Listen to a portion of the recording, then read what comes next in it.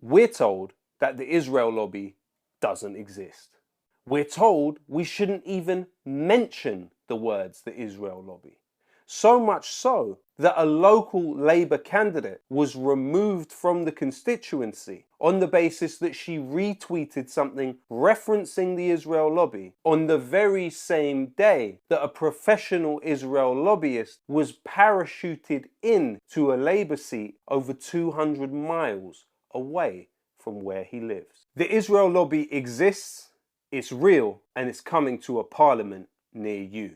Our parliament should not be a space for professional lobbyists of a foreign state. Keir Starmer goes to great lengths to talk up his patriotism and putting country first. But what country? When Keir Starmer was Director of Public Prosecutions, there was only one foreign state attorney that he met with, and that was Moshe Lador. Starmer accepted gifts and hospitality from Israel's state attorney. And 2 months later, Starmer intervened to block the prosecution of Tzipi Livni, Israeli war criminal that was wanted for arrest in this country for her crimes in Gaza in 2008 and 2009. Keir Starmer was very evasive when asked who funded his leadership campaign. Labour Party members who are being asked to vote for you should know who's bankrolling your campaign. That is why the Labour Party set up those rules. But you won't tell us. The other candidates in this contest have published who is bankrolling their campaign. You seem to be hiding behind this process. Why won't you simply tell us tonight who are your 5 biggest donors?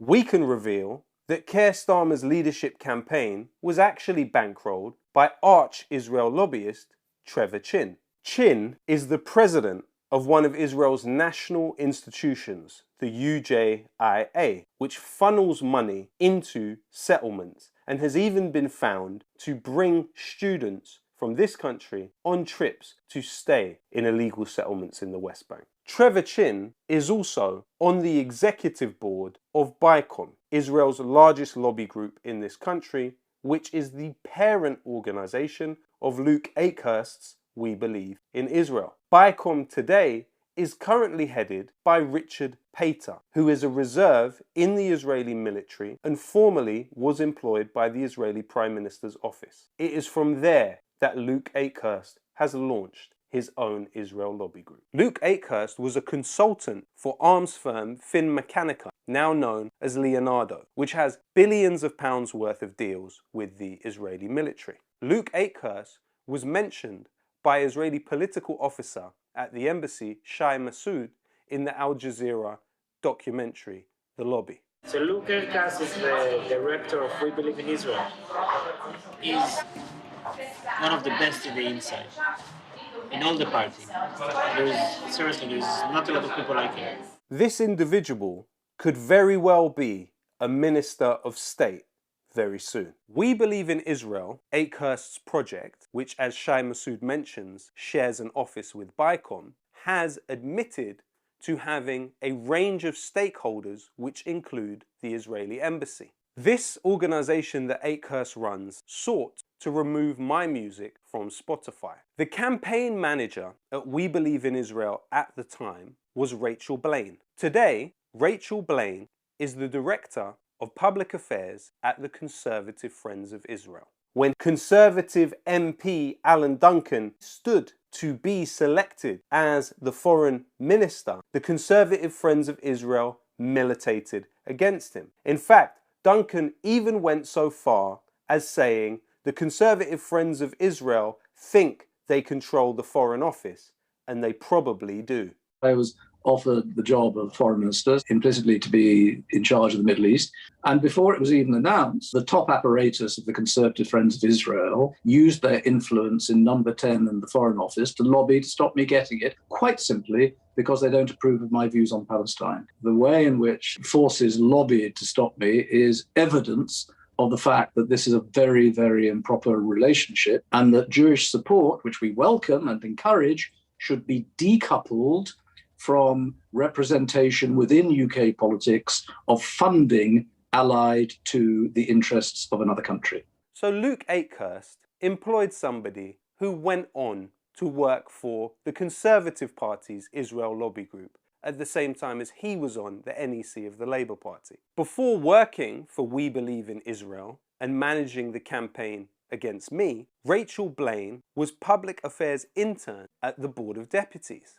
Throughout the Corbyn years, the Board of Deputies were inescapable. They did everything they could to bring down Jeremy Corbyn. But something that went unnoticed was the 2020 Trustees Report by the Board of Deputies. In it, and I quote, the Board of Deputies states it has a close working relationship with the Israeli embassy and strengthened links with the IDF spokesman's department and the Ministry of Strategic Affairs. Interestingly, Rachel Blaine notes on her LinkedIn account that she worked at an unnamed international embassy in London. Prior to that, Blaine had worked for the Zionist Federation, where she quote-unquote created dossiers to counter anti-Israel activity. The march of the Labour Party deeper and deeper into the clutches of the Israel lobby continued. And under Starmer's leadership, the Labour Party accepted a £5 million donation from Israel lobbyist Gary Lubner. Gary Lubner also simultaneously a key funder to the UJIA. Another interesting aspect of this capture of the Labour Party is the case of Asaf Kaplan, an individual who emerged out of Unit 8200 in the Israeli military. It monitors Palestinian communications and uses that information to blackmail them into becoming collaborators. Now, why would Keir Starmer employ Asaf Kaplan from Unit 8200 in the Labour Party office to carry out quote-unquote social listening? Ultimately, the Labour Party is a criminal conspiracy against its membership. And even the information that I've relayed in this video is merely the tip of the iceberg. How would it sound if I was to say that somebody simultaneously sits in the British House of Lords at the same time as being an employee of the Israeli government? John Hutton was the Defense Secretary under Blair during the occupations of Iraq and Afghanistan. Following his time in government, John Hutton went on to become an advisor for the largest arms company in the world, Lockheed Martin. Today, John Hutton is a director of Pearson Engineering, which is owned by Rafael, an Israeli state-owned arms company. So you have somebody sitting in the House of Lords for the Labour Party at the same time as being an employee of the Israeli government. But the story of where we are today with Keir Starmer can actually be traced to the Blair era. It is a little known fact that Israel lobbyists had a key role in not only getting Tony Blair elected as leader of the Labour Party, but also getting him elected as Prime Minister of this country. Tony Blair was first introduced to Michael Levy by Israeli embassy political officer Gideon Meir, while Tony Blair was the Shadow Home Secretary of the Labour Party under John Smith. Levy then set about raising funds for Blair and his leadership campaign from key Israel lobbyists like Emmanuel Kay, who was the head of Labour Friends of Israel, and also the chairman of Westfield, Frank Lowy, and Trevor Chin, who now funds David Lammy and Keir Starmer. Simultaneous to fundraising for Tony Blair, Michael Levy was also fundraising for Israeli Prime Minister Ehud Barak. After Tony Blair entered government with this help from Michael Levy, he then appointed him as an unofficial envoy at the British Foreign Office to the Middle East. And today, that very same individual, Michael Levy, nicknamed Lord Cashpoint because he raised over £100 million for Blair's Labour Party, is today fundraising for Keir Starmer's Labour Party. Following Tony Blair's time as Prime Minister, in which he launched illegal wars against Iraq and Afghanistan, he went on to be a peace envoy to the Middle East, being based inside occupied Palestine. But he had a key conflict of interest which is rarely emphasized. Tony Blair is a patron of the largest settlement building body in Palestine, the JNF. Other patrons of the JNF also include Benjamin Netanyahu and Isaac Herzog, the current president of Israel. In addition to that, Tony Blair's wife, Sherry Blair, also simultaneously served as an ethical advisor to the NSO group, the Israeli intelligence firm which brought us the Pegasus spyware, which was found to have hacked the phones of over 50,000 journalists, activists and political figures, including employees of the British government, reaching close to Boris Johnson. But back to today's Labour Party. Early on in the Gaza genocide, David Lammy, tipped to be the next Foreign Secretary of this country, went to great lengths to spread genocide propaganda against Palestinians. He claimed, unchallenged on Sky News, that Palestinian fighters had babies. 1,300 people dead, murdered, babies. Not long after delivering that interview, David Lammy received £70,000 from Israel lobbyist Gary Lubner. And not long after registering that donation, David Lammy voted against a ceasefire in Gaza. When Israel represents its political position on the news these days, its official spokesperson is David Mensa.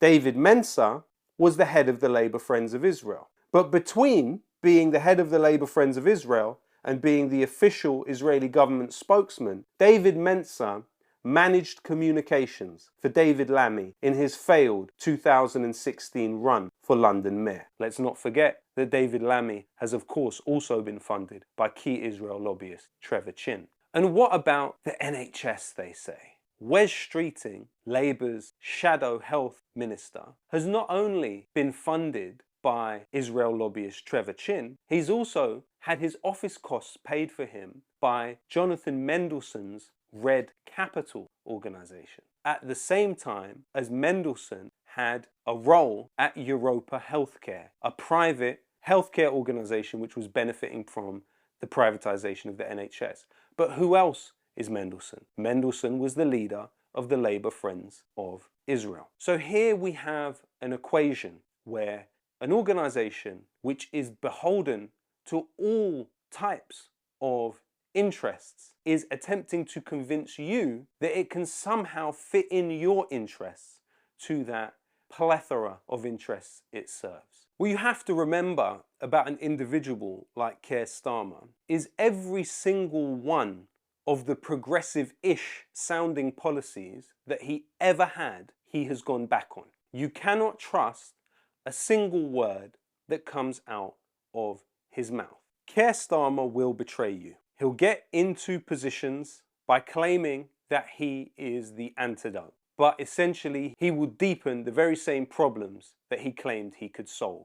There is a ray of hope though. You have independents across the country putting themselves forward to hold both the Labour Party and the Conservatives accountable for their crimes, not only against the Palestinians, but against you too. The elections in this country and in the United States will be accompanied by well-fed, cackling hyenas and jackals that try to tell you the lesser of two evils must be your priority. But let's just look at the lesser of those two evils. You have in the Labour Party, as in the Democrats, organisations which are happy to virtue signal and peddle in identity politics while they barely can muster a grimace at the starving of babies, the running over of Palestinians by Israeli tanks, cruelty on an industrial scale, and the destruction of over 80% of infrastructure. There's that choice, and there's the other choice, the racist choice. It's the Trump, it's the Tory party. So essentially, your choice is authoritarianism with a frown or authoritarianism with a smile. Our imagination, much like the people of Gaza, needs to be uncaged. It needs to be liberated. We need a better politics, and we need political systems defined by mass participation. We need the redistribution of political power not only in this country, but also in the United States. It is so difficult these days to publish this kind of vital information and reach large numbers of people. One of the only places that has been able to do this and continues to publish information difficult for the powerful is Double Down News. It is necessary that you support them in any way you can, specifically via their Patreon page today.